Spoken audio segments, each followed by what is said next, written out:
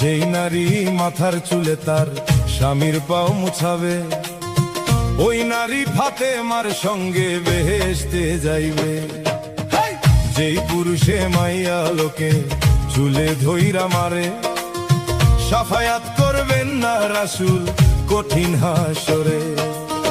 নামের সঙ্গে নাম মিশাইয়া প্রেম করলো দুইজনে, নয়নে লাগিয়াছে যারে, তারে কি আর পাশরিতে পারে, তারে কি আর ভুলিতেও না পারি। নয়নে লাগিয়াছে যারে, তারে কি আর পাশরিতে পারে।